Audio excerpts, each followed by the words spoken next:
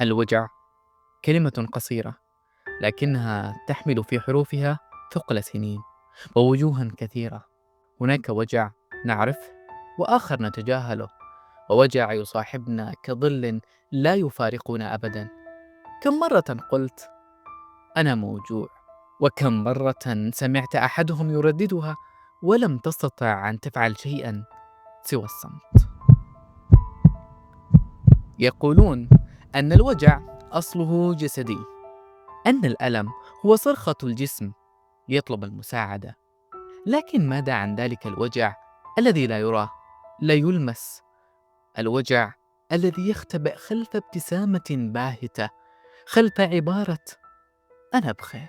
الوجع النفسي ذلك الذي ينخر روحك ولا أحد يلاحظه، كأنك تحمل جبلا فوق صدرك ولا تستطيع حتى أن تصرخ.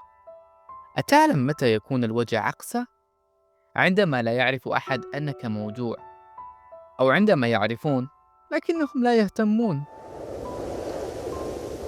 يقال أن كلمة وجع جاءت من الجذر، وجع أي تألم، وهي لا تعني الألم الجسدي فقط، بل تمتد إلى كل ما يخدش الروح، إلى الخذلان، الفقد، الخسارة، الوحدة، وحتى الذكريات الموجعة، تلك التي تأتيك على هيئة صوت، رائحة، مكان، ولحظة عابرة، لحظة صمت قصيرة. أتعلم ما هو أقسى أنواع الوجع؟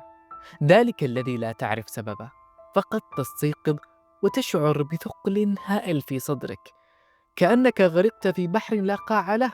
تحاول أن تشرح للآخرين، لكن الكلمات تخونك، والصوت يخرج منك مهزوزا، كأنك لم تتحدث منذ زمن. الوجع ليس ضعفا، بل هو دليل أنك لا تزال تشعر أنك إنسانا، لكنه ضيف ثقيل يأتي دون استئذان ولا يرحل بسهولة.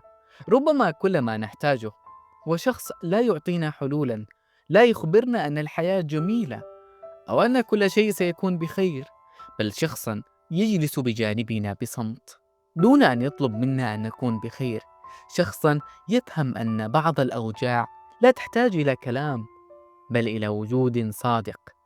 إن كنت موجوعا الآن لا بأس، خذ نفسا عميقا، لا تستعجل الشفاء ولا تحاول أن تخفي وجعك، فأنت لست وحدك.